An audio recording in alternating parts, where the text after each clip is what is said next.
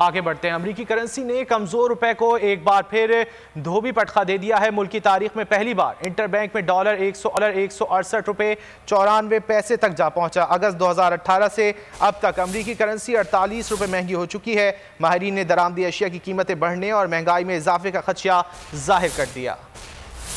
Dollar की ऊंची उड़ान, रुपया फिर हुआ हल्का। इंटरबैंक मार्केट में मुल्क की तारीख में पहली बार डॉलर 168 रुपए 94 पैसे तक जा पहुंचा। ओपन मार्केट में डॉलर 169 रुपए 80 पैसे पर आ गया। एक्सचेंज कंपनीज ऑफ पाकिस्तान के जनरल सेक्रेटरी जफर पराचे के मुताबिक डॉलर अफगानिस्तान स्मगल किया जा रहा है। हुकूमत को चाहिए कि इस वक्त जो अफगानिस्तान में डॉलर स्मगल हो रहा है उसको रोकें, और जो इम्पोर्ट हो रहा है वाया अफगानिस्तान हमारे पे बोझ आ गया उसको रोकें। माहिरीन के मुताबिक अगस्त 2018 में डॉलर 121 रुपए की सतह पर था, जो 2020 में 168 रुपए 43 पैसे की सतह पर पहुंच गया था। हुकूमत और स्टेट बैंक की मुदाखलत के बायस डॉलर 154 रुपए पर आया। साबिक सदर कराची चैम्बर आमिर अब्दुल्ला ज़की ने महंगाई बढ़ने का खदशा जाहिर कर दिया। मैं तो समझता हूँ कि ये अगर डॉलर इसी तरीके से बढ़ता रहा तो पाकिस्तान में अगले 2-3 महीने में और 20 से 25% महंगाई बढ़ेगी। डॉलर महंगा होने से जहां बैरूनी कर्जों का बोझ बढ़ेगा, वहीं पेट्रोलियम मस्तुआत, खुदनी तेल, दालें, खुश्क दूध, गाड़ियों, मोटरसाइकिल पार्ट्स महंगे हो जाएंगे। कफील अहमद बोल। और इसी हवाले से बात करेंगे, हमारे साथ मौजूद हैं माहिर माशियात आसिम इकबाल साहब। आसिम साहब बहुत शुक्रिया आपके वक्त का। आसिम साहब, काफ़ी अर्से स्टेबल रहने के बाद अमरीकी करेंसी की कदर में अब यकदम इजाफा क्यों देखा जा रहा है? इसमें जो बहुत शुक्रिया जी, सबसे पहले आपने मुझे इनवाइट किया।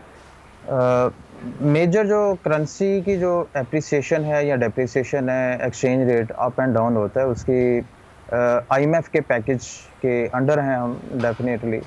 तो इस वजह से जो ज़्यादा एक्सचेंज रेट पाकिस्तान के अंदर मोस्टली डिमांड और सप्लाई के ऊपर डिपेंड करता है। तो पाकिस्तान में एक्सपोर्ट जो है वो इतनी नहीं है एज़ कम्पेयर टू इम्पोर्ट्स। तो अभी बजट के बाद आप अगर अशारिये देखें तो हमारी इंपोर्ट जो है वो बहुत सिग्निफिकेंटली इंक्रीज़ की है।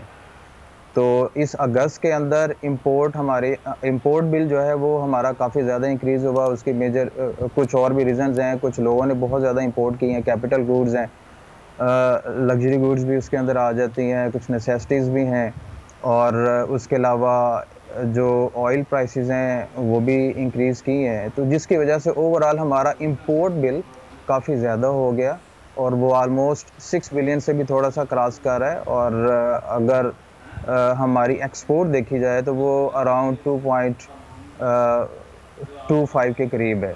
तो टोटल जो डेफिसिट है हमारा, ट्रेड डेफिसिट अगस्त के अंदर, वो 4 बिलियन के करीब है। तो इस वजह से ये जो डिमांड और सप्लाई का गैप है वो बहुत ज़्यादा हो गया अगस्त में, जिस वजह से ठीक है, इस वजह से इजाफा देखा जा रहा है अमरीकी करेंसी की कदर में। बहुत शुक्रिया आसिम इकबाल साहब, आपने वक्त निकाला और हमसे गुफ्तगू की।